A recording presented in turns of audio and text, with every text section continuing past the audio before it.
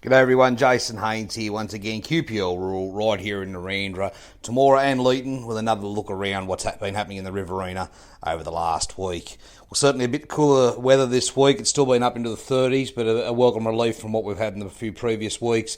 This little bit of rain at the time of recording hasn't been all it's been promised to be. We have seen a little bit more in the east, particularly in those fire areas. Probably not enough to really bring the job to a close, but certainly some welcome relief for those that are still making a great effort up there. I know there's plenty of locals from Narendra and beyond here that have travelled up to Tumbarumba and places like that, so it's certainly been a very large effort there, and as I said, hopefully we're now starting to step into that recovery phase. First in rural property this week, I'd like to go back to an article on the land there last week, talking about farmland values. It's been on social media as well. A good read. Certainly, though, does indicate the gun's loaded, essentially. If we certainly get some rain in the system, we haven't seen commodity prices where they are on all fronts. You know, wool's opened very strongly again. This red meat job's going to be strong. And the article ran off the back of even an investment in a dairy property there by the Perish family in northeast Victoria. Certainly they've got confidence in this dairy industry going forward. So you'd have to say where interest rates where they are, if we certainly get some moisture in the system, well, this job is going to continue to be strong. And who knows, everyone's talking about prices have capped out. I think we're in for a very strong year ahead. And the smart money is probably buying now and taking a position now, because I think rain in the system, irrigation, water, this job could take off again. Now back on the home front, a very good week. 2 listings this week. One that we've had listed before, Kerrylands, a great 500-acre block right on the edge of Narendra there. It is well supported. It's a good mixed farming block, but it is very well supported by a mid-Murrumbidgee bore. There's not many properties come out with these mid-Murrumbidgee bores, but Kerrylands has one, and it's got 200 megalitres of water on it, and it's got 3 20-hectare circles in operation at the moment.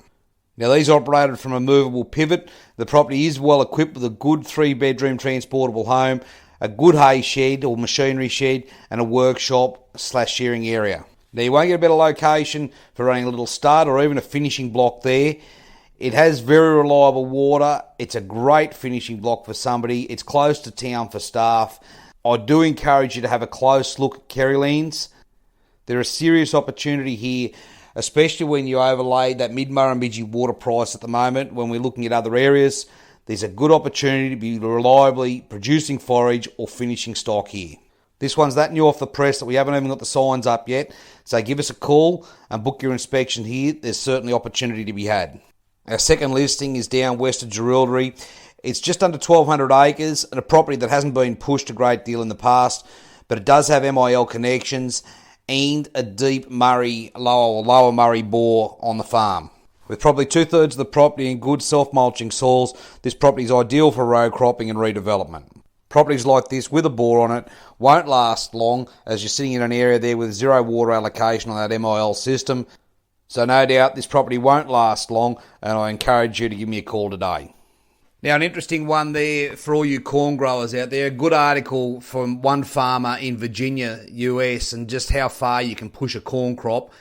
Now, if you do the numbers back, they work in bushels there, but unbelievably, this corn grower has produced 42.52 tonnes per hectare of maize. Not a bad effort indeed. There's certainly an awful lot gone into the planning and execution of this crop here. Though I have sent the link through, so you'll be able to open the link in the newsletter here. So worth a read in seeing what it takes to grow 42.52 tonnes. But certainly not something I'm recommending when you work out and read the gross margins at the end of it. He certainly hasn't made a great deal out of it for the effort that's gone in. So obviously there's a balance there. And if you're buying water at the rate we are, you're certainly going to have to break the calculator out. Now, as always, if you'd like any more information on these properties here today, please give me a call on 0488 594 450.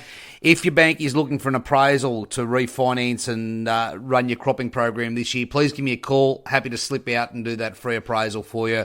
Even if your bank's not looking for it at the moment, it's good information to have, knowing where your position is. Now, look forward to catching up with you all again next week. Cheers.